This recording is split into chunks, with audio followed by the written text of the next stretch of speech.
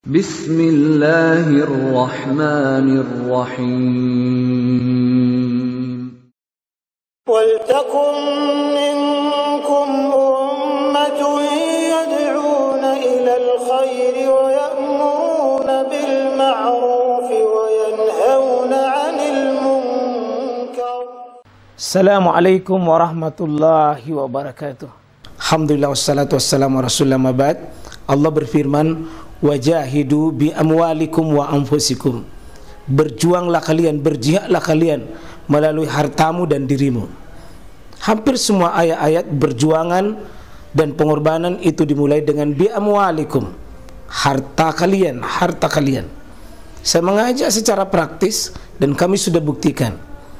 Rp1.000 itu bisa luar biasa dahsyat. Bisa beli mobil, bisa buat kuburan, ya, bisa membangun masjid. Uang 1.000. Mari kita satukan uang 1.000 kita. Nanti kami jemput di rekening ini, insya Allah bisa kita buat. Di rekening ini, insya Allah kita buat sebuah kekuatan umat dengan Rp1.000. Rp1.000 dahsyat. Saya mengajak, mari kita buktikan. Assalamualaikum warahmatullahi wabarakatuh. Kita coba lihat hadis yang berikut ini. Walahu syahid, ada syahidnya ini, inda Tirmizi. Kalau di atas ini rawahu Ahmad wa Abu Daud, ya, ya, dan semua perawinya itu thiqah, ya. Itu hadis di atas Ahmad, Abu Daud, ya. Wasahahul Hakim, disahkan oleh Imam Hakim. Nah, walahu syahid, ada penguatnya di inda Tirmizi wan Nasai, ya, dari hadis Al-Mughirah, ya, di hadis Al-Mughirah. Ini wali Muslim, ya, an Nabi Hurairah radhiyallahu anna Nabi sallallahu alaihi wasallam, ya, di sini sebutkan anna Nabi sallallahu alaihi wasallam qol, ya, li rajulin tazawwad imratun, ada seseorang yang mau menikah. Ada seseorang yang mau menikah, mau menikahi wanita. Terus ditanya oleh Nabi, anazarta ilaiha, apa engkau sudah melihatnya? Anazarta ilaiha, apa kau sudah memandangnya? Qala la, belum. Nah, di sini Nabi katakan izhab fanzur ilaiha, pergi lihat. Kata lihat yang di atas, kata lihat yang di bawah. Ini ada juga wa inda Ibnu Majah wa Ibnu Hibban min hadis Muhammad bin Maslama. Semua ini kalau kita lihat Bapak dan jamaah sekalian, hadis-hadis tentang memandang itu secara mutlak, tidak ada perincian apa yang dilihat. Maka ini tugasnya ulama. Tentu kalau ada perincian begini adalah kembali kepada keumuman yang biasa dilihat. Apa yang biasa dilihat? Tentu wajah dan telapak tangan. Tetapi kalau kita lihat hadis ini, kembali ke hadis tadi yang pertama, yang bisa membuat kalian ma yaduhu ila nikahiha, artinya yang membuat Anda tertarik, yang membuat Anda baku cocok, yang membuat Anda, ya, terpesona dengan dia, silahkan. Dan itu berarti bahwa bisa lebih dari tangannya dan mukanya, ya. Bahkan ada hadis Jabir bin Abdullah juga menyebutkan itu Jabir pernah sembunyi-sembunyi untuk melihat wanita yang dia mau nikahi, Pak. Cuma minta tolong jangan sembarangan diperlakukan ini, nanti salah lihat. Pergi melihat wanita, tapi betul-betul niatnya mau menikah, bukan sembarang mau melihat wanita. Cuma ini penuh risiko, karena di sini tidak dituntut adanya keridaan wanita yang mau dilihat. Tidak ada dituntut bahwa dia ridha dilihat, tidak. Cuma dituntut laki-laki yang mau ini, apakah dia sendiri atau wakilnya, bisa penuh dengan penuh kejujuran dan penuh tanggung jawab. Tidak boleh sembarang memandang melebihi. Apakah boleh berulang-ulang dilihat? Kata para ulama, boleh, tetapi jangan lebih dari 3. Kalau pergi memandang lebih dari 3, Pak, orang memang itu ada maunya itu.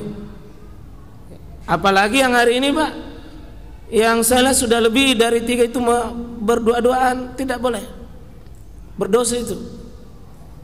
Termasuk saat ini ada budaya yang sangat tidak bagus. Sudah ada memes itu diperlihatkan biografinya, ya di tempat mana diputarkan videonya sebelum menikah. Sudah ada berdua-duaan, main berdua-duaan, bercandaria di situ, baku buru-buru di taman. Ini adalah pola-pola yang rekayasa sebagai manusia untuk merusak Islam, merusak rumah tangga kaum muslimin. Sudah sepertinya bahkan ada foto-foto beredar sebelum menikah, foto beredar berdua. Ada yang sudah baku akrab sekali. Ini kan menanamkan bagaimana kerusakan di dalam Islam. Jamaah sekalian rahmatullah Allah Subhanahu wa taala, ya, maka jika memandang satu kali dan belum ada menemukan sesuatu yang masih mau memandang 2 kali, untuk hal mungkin yang lain bisa dia pandang. Sekali lagi cuma melihat, Pak, tidak boleh lebih dari sekedar melihat. Ya, tidak boleh sekedar melihat, tapi ini betul-betul melihat untuk ingin menikahinya. Ya, dan ini pernikahan dalam Islam kita lihat, Pak, sungguh ada sebuah pendahuluan yang membuat Anda mantap betul. Dan itu juga tidak ada larangan laki-laki memandang fisik bagi yang mau dinikahinya. Artinya kecantikan fisik itu penting, karena Nabi suruh lihat fisiknya.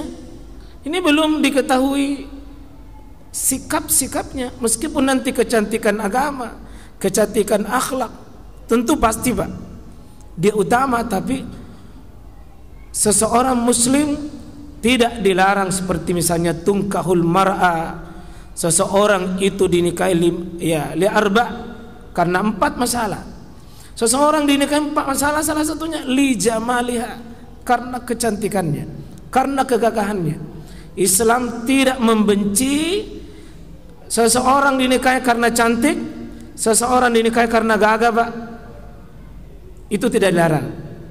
Tapi ingat, hadis Nabi mengatakan, ya, taribat yada, kalau Anda memilih itu saja fisiknya semata, maka Anda bisa jadi taribat yada. Bisa Anda nanti menyesal kalau itu saja yang Anda pilih. Penting, Pak, Islam itu tidak memungkiri kecantikan fisik, karena ada namanya kecantikan kebutuhan manusia. Laki-laki butuh indah, sebaliknya perempuan juga, dan demikian juga nanti pada perkara mawaddahnya. Mawaddah penting, Pak. Sesuatu fisik, kecantikan apa yang bisa kita tertarik, itu mawaddah. Tapi ingat, mohon maaf, Pak, ada fenomena di zaman sekarang, banyak nenek-nenek cerai karena dia hanya fokus di fisik semata. Banyak pernikahan, Pak, aneh di zaman sekarang. Ada cucunya mau cerai. Banyak, Pak, kasus hari ini. Sudah 50 tahun dijalani, 40 tahun rumah tangga, baru mau cerai. Ada pesan para ulama, Pak, kalau menikah hanya berhenti pada fisik, ini rumah tangga terancam, Pak, di saat tua. Tapi kalau menikah ada warahmah, dan tafsir yang paling menyejukkan yang saya baca, Pak, warahmah adalah kesiapan seseorang siap menerima kekurangan fisik dan perilaku pasangannya. Semakin lama kita sama-sama, Pak, tadinya cantik, putih, bersih, ya, kulit masih luar biasa, gigi masih utuh, mata masih utuh, rambut masih luar biasa menarik. Tapi coba kalau berubah semua itu Pak. Kalau ini andalan tak semata, maka rumah tangga tidak bisa bertahan.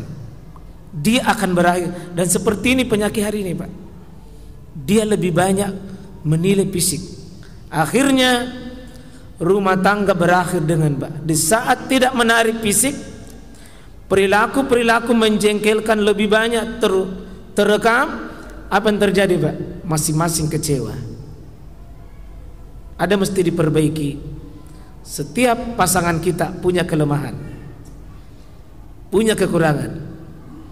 Maka Quran menyebutkan dengan mastata'tum falyattaqullaha mastata'tum fattaqullaha mastata'tum.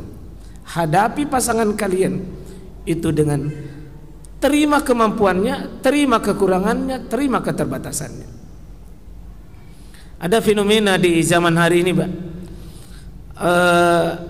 tren orang mau cerai dengan di saat sudah tua. Seolah-olah bilang kalau motor tua, mobil tua, lepas mi. Seolah-olah mudah mengganti. Ini bukan barang. Ini rumah tangga Pak. Ini perasaan. Ini kehidupan. Bukan non kehidupan. Bukan benda mati. Maka tidak ada obat yang paling mujarab itu. Kesyukuran dan kesabaran adalah perisai yang tidak boleh tawar. Semua kita harus memiliki prinsip itu. Karena kalau tidak ada itu baik, bosan kita dengan pasangan tak. Kemain 10 tahun, 20 tahun itu terus.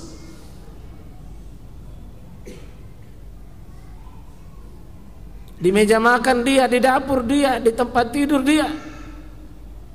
Apalagi kalau menjengkelkan sikap dan perilakunya. Itu yang kadang-kadang membuat orang bosan. Karena dia menikah Pak, bukan karena ketaatan ibadah kepada Allah. Bosan Pak, capek melelahkan kalau ini. Apalagi sistem balas membalas. Kau berbuat baik, saya balas kebaikan. Kalau kau berbuat jahat, saya balas kejahatan Pak. Sistem begini kunci dari sebuah kelemahan kita. Tapi coba kalau kita katakan, saya pegawainya Allah, suami pegawai Allah, istri pegawainya Allah, sama-sama berbuat. Yang paling terbaik adalah bisa tidak menuntut pasangannya. Ini saya kira pendahuluan kitab. Insyaallah jamaah sekalian, mudah-mudahan satu bisa kita amalkan. Jangan langsung menikah tanpa lihat. Tapi jangan juga istri melihatnya sampai dibiarkan anak tak baku gonceng ke sana kemari, bahkan pergi berlibur duluan.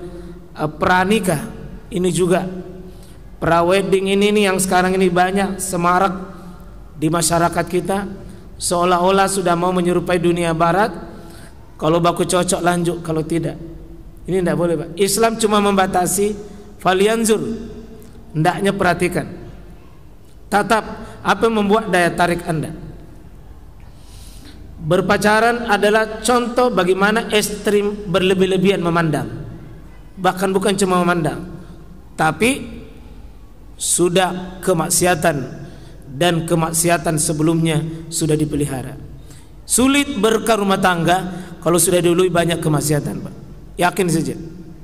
Sehebat apapun suami mengelola rumah tangga, sehebat apapun istri mengelola rumah tangga, kalau sudah didahului kemaksiatan seperti berlebihan dalam memandang, berlebihan dalam perkara itu, maka bisa jadi itu musibah besar yang akan terjadi nanti sebagai hukuman. Insyaallah ini perintah dari riwayat Muslim, diperintah pergi, dan ini semakin mengokohkan, semakin menguatkan. Iya.